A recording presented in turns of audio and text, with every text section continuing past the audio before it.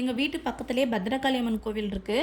அந்த கோவிலில் எப்பயுமே வருஷம் வருஷம் ஆடி மாதம் 3வது வெள்ளிக்கிழமை மணிக்கு அந்த சாமிக்கு வளைகாப்பு செய்வாங்க. நான் கல்யாணம் ஆகி வந்ததுலேருந்து அந்த சாமிக்கு வளைகாப்பப்போ பூவு, வெத்தலைப்பாக்கு, புடவை, வலையெல்லாம் வச்சு நான் தட்டு வரிசை கொடுத்துட்ருக்கேன். இந்த வருஷமும் அதே போல் முந்தின நாளே போயிட்டு நானும் ஹஸ்பண்டும் போயிட்டு எல்லாமே வாங்கிட்டு வந்துட்டோம். சூப்பராக பண்ணுவாங்க. அன்றைக்கி அந்த நாள் மட்டும் அவ்வளோ விசேஷமாக இருக்கும். அங்கே சுற்றி இருக்கிற எல்லாருமே சாமிக்கு தட்டு வரிசை, அப்புறம் இல்லைனா வளைகாப்பு அந்த புளி சாதம், தயிர் சாதம் அந்த மாதிரி ஏதாவது ஒரு சாப்பாடு செஞ்சு வைப்பாங்க. இல்லைனா தட்டு வரிசை வச்சுருவாங்க. சாமி கும்பிட்டுட்டு கொஞ்சம் நேரம் கோயிலே உட்காந்துருந்துட்டு அதுக்கப்புறமேட்டு தான் வீட்டுக்கு வந்தோம். அதுக்கப்புறம் ஹஸ்பண்ட் ஃபோன் பண்ணாங்க. நைட் ஷோக்கு வந்து ஜனநாயகன் படம் புக் பண்ணியிருக்கேன், போகலாம் அப்படின்னு சொன்னாங்க. திடீர்னு 8 போல் தான் ஃபோன் பண்ணாங்க. அதுக்கப்புறம் கடை டின்னர் செஞ்சு பாப்பா கூட்டி விட்டுட்டு வீட்டில் இருக்க வேலையெல்லாம் முடிச்சுட்டு ரெடி பண்ணுறதுக்கு கரெக்டாக இருந்தது டைமு. கரெக்டாக 9:15 போல் ஹஸ்பண்ட் வந்திருந்தாங்க.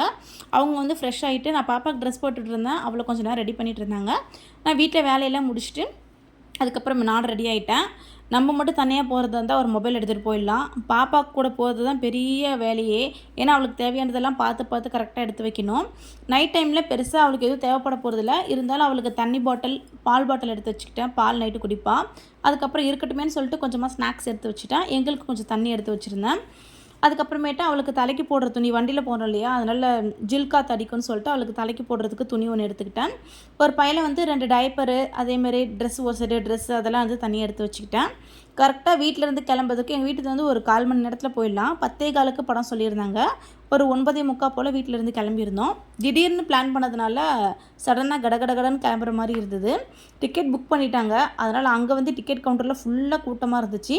ஸோ நாங்கள் புக் பண்ணதுனால டேரெக்டாக அப்படியே போயிட்டோம். போய் ஒரு 10 நிமிஷம் வெயிட் பண்ணிகிட்டு இருந்தோம். அதுக்கப்புறமேட்டா உள்ளே போயிட்டோம். இது வந்து ரொம்ப மெமரபிளான படம் எனக்கு. ஏன்னு கேட்டிங்கன்னா, இது வந்து பாப்பாவுக்கு வந்து ஃபஸ்ட்டு படம்.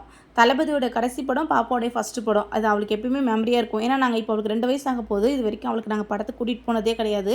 சரி, ஓகே, அவள் படத்துக்கு போனால் எப்படி ரியாக்ட் பண்ணுவான்னு சொல்லிட்டு தான் நைட் ஷோ புக் பண்ணியிருந்தோம். அவளுமே என்ஜாய் பண்ணா. கொஞ்சம் நேரம் பார்த்துட்டு அப்படியே தூங்கிட்டா. ரொம்ப டிஸ்டர்ப் பண்ணல. நெக்ஸ்ட் வீடியோவில் பார்க்கலாம். பை.